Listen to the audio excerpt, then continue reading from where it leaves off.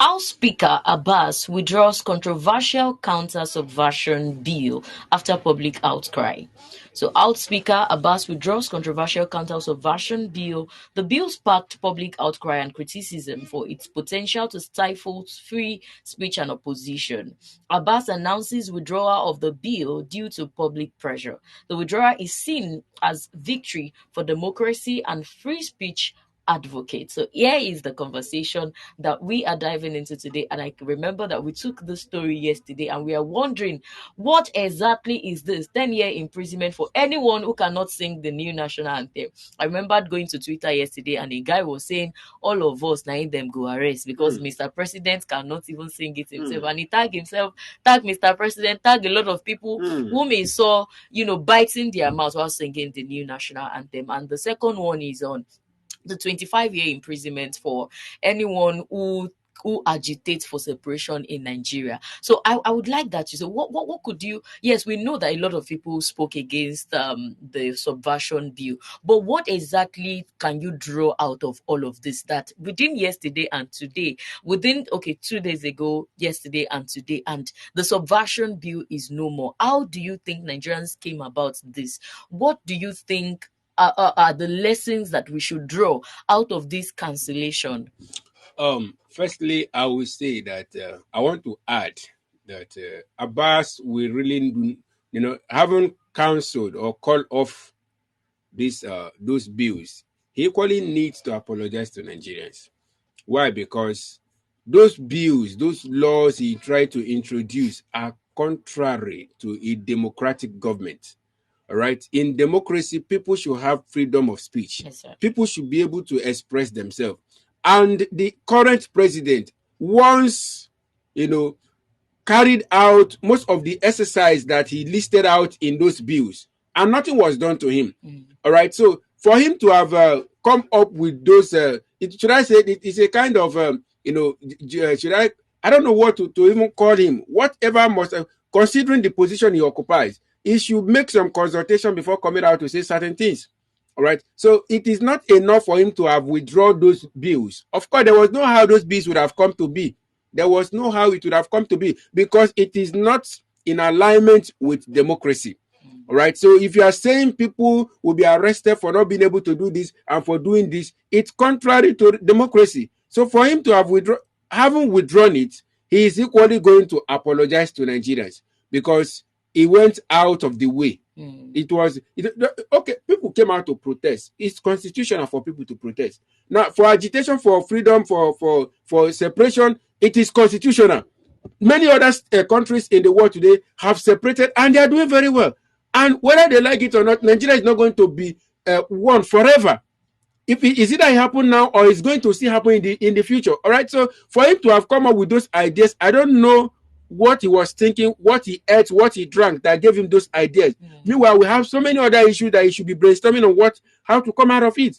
So he equally needs to apologize to Nigerians. Yeah, exactly. Because the bill itself is actually a tool for dissenting voices. It is actually a tool to silence Nigerians. And I love Nigerians' reactions.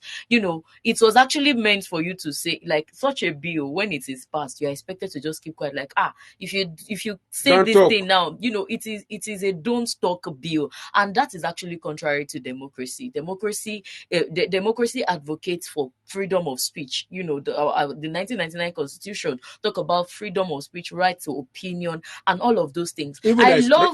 I love how Nigerians reacted. Nigerians came out to say, like, what do you mean? Everybody, all through Twitter yesterday, people there's practically no public owned handles that you would see, that you will not hear people talking about the subversion bill. Like, you want to silence Nigerians and we refuse to be silenced. And the lesson that I'm drawing here is that I think there is power in expression. Yes. Because Nigerians came out to express themselves. I'm seeing here again that this is actually another form of protest. These people feel like the only way you can protest against something is by coming out on the streets.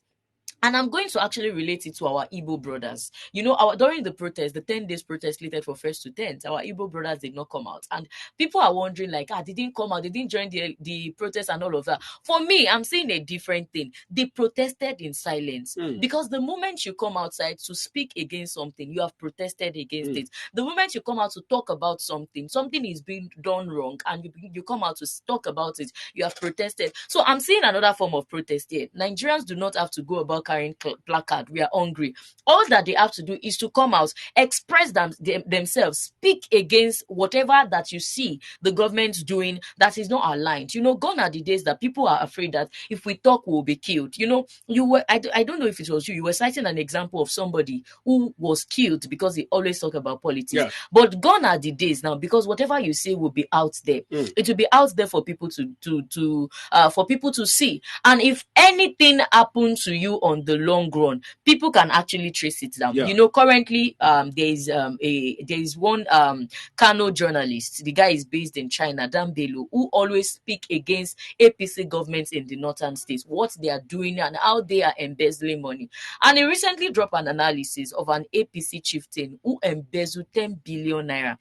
And while the secret was out already and they began to probe the case, the Kano APC chieftain called for his arrest. And the guy came online and said, they've called for my arrest. You can't believe that. Few hours later, he dropped another bombshell of what is happening in Kano State. And those people had no choice but to go and plead with him. Just imagine, because what I'm saying here is that it is essential for people to come out to express themselves. If we keep quiet and say that whatever they are doing, let them continue doing it, a lot of things will go wrong. So Nigerians came out in their numbers and decried this, and they said, we don't want it. Subversion bill. Like, it is easy for you to pass a subversion bill, but it is not easy for you to say that these are the things that the people are talking about. Let's look at how to cushion the effect of this on the people. You can't pass a bill on all the things that will benefit the people, but what will speak against them? So I see that Nigerians came out in their numbers and they spoke, and I'm so pleased with Nigeria. I've never been pleased with Nigeria like this for a very long time. Another thing caught my attention. Before I say that, it's surprising that these people are not considering the fact that we have a case in the government where people always embezzle money. And they say that where there is no law, there is no sin. There have never been law that say anyone that embezzles or steals while in power will be sentenced. They've never been law, and that is why this thing keep on happening. Does it mean because they know that if they make any law to that regard, it's going to affect them all, because they know that all of them are guilty. Definitely. All right. So among all the things that have been happening in the country, this man didn't see any. He did not include anyone that will affect them. But again, what I want to look at, I noticed something. You know, our dear Mr. President talked about in his campaign, talk about the withdrawing the purchasing power of the people.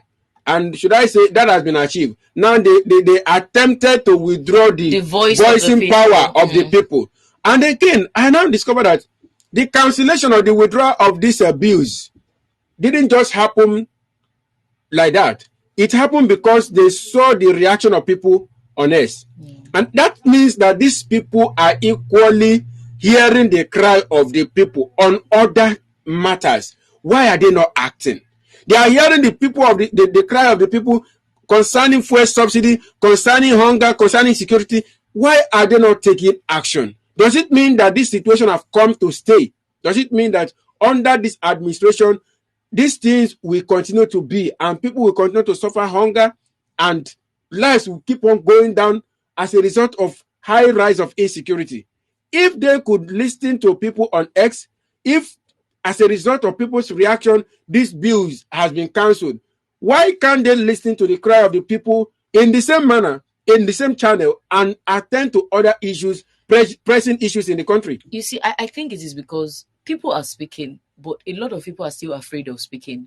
If you remember so well, when we had a Vox Pop earlier, around May, thereabout, and we reach out to some persons to talk about what they feel of this administration.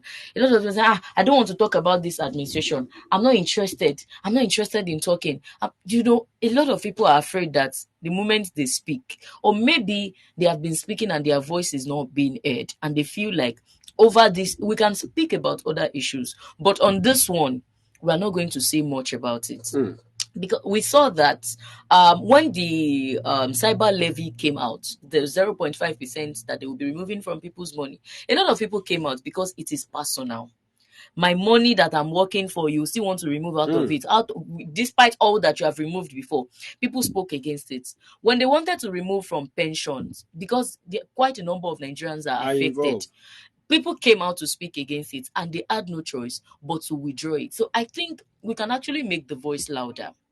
And I love what Nigerians are becoming more informed, and they know that the more information that when there was a story that we took earlier, and we were talking about information. There is power in information. Yeah. Nigerians came out and the only thing they were saying was, we are hungry. They didn't spell it out. But now Nigerians are more conversant with information. Spell out, define your hunger. Define how hungry you are. Hunger to some persons are different. Yeah. There was one Ariwola's son like that who said that the Nigerian government need to review their policies, and he was saying that he is not in support of those people who are saying it is only hungry lawyers that should come and support them. Femi Falana is not an hungry lawyer, yet he's speaking against this administration. Wole Soyinka and some other persons who are spoken against, they are not hungry, but they are just learning their voice. So I think information will actually push Nigerians to say that we are now informed. We have evidence. We know who we should be holding accounts. We know who we should be holding accountable for all of these things. We know who we should be reaching out to. Look just like this local government autonomy. If anything comes up now, we know our chairman, they are now running as an individual entity. We can actually reach out to them because of the information that we have. So I think as Nigerians are getting those informations, they should as well extend it in their voices, that we know that you got this. How were you able to do this? How were you able to achieve this, that you're questioning our leaders and all of that, just as we have come out to talk about this whatever they call it, subversion bill that is going to cripple the voice of the Nigerian people. So one last note, I would like that you say that, like, I love that you also mentioned that this man should come out to apologize to Nigerians. Yes. And I think this is the hardest part for most leaders to do, especially leaders who do not understand that they are holding on to a public office. And a public office requires anything. If it requires you to apologize, you have to come out to apologize to the people. So I think these people still feel like they are lord over us, that whatever they do, if a larger percentage of the people decry to it, we are going to just withdraw it. We don't have to apologize to them. But I would like to also I would like that to share more views on the aspect of apology. How would you expect this man to come out to apologize to Nigerians? Well, in a place where true democracy is practiced, there is nothing difficult. There's not a big deal for one can make a mistake. Of course. And the one of the attributes of accepting that you've made a mistake is apology. All right. If we're currently the what is it called? The president of Kenya is apologizing to the people. I was actually going to cite that. In the position of presidency, is apologizing. In what is his capacity? All right, so it's just because true democracy is not being practiced in Nigeria. And sincerely, if a true leader is not said to be a true leader just by what you say, it is by what you do. And him coming out to apologize will really rate himself. It will make people to know that truly he's different from others. All right. So if he can. There is nothing difficult there. I am sorry does not take anything away from anybody. No, we don't. Just pride. We don't even want him to say I'm sorry. There are a lot of people who would say I am sorry for I'm sorry sake. But we want him to show it. In as much as, you see, what he has done is actually a means of apology, because he's showing responsiveness to the people. That's what I did is wrong. Normally, there was no how that law would have been passed. There was no how. It is unconstitutional. Most of the things they listed in that law is contrary to the constitution that has governed Nigeria. So there is no how you are going to withdraw the voice, the power of expression from the people. It is unconstitutional. But then, do you think this is going to occur again sometimes in the future?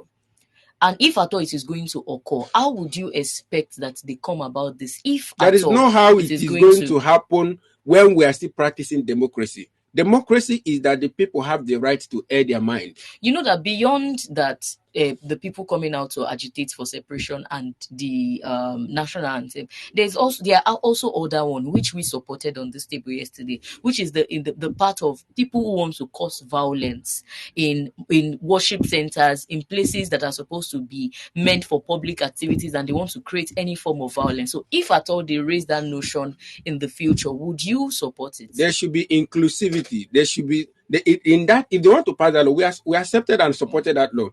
But if they want to do that, I think there are other things to equally include. Okay. During election, sometimes we can see some political thugs coming out to disrupt the voting, the people where in their voting, in their polling units. That should be inclusive. That people do no longer have the right to vote for who. During the 2023 election, we saw cases of where people say, if you are not voting for social party, leave this place. If you are not going to vote for this, don't come, don't bother coming. All right. Such shouldn't be happening in a system of where democracy is being practiced. So, of course, it's a social gathering, and anything of such should be punishable. Nothing has been done to all those. There were videos, and nothing has been done to them.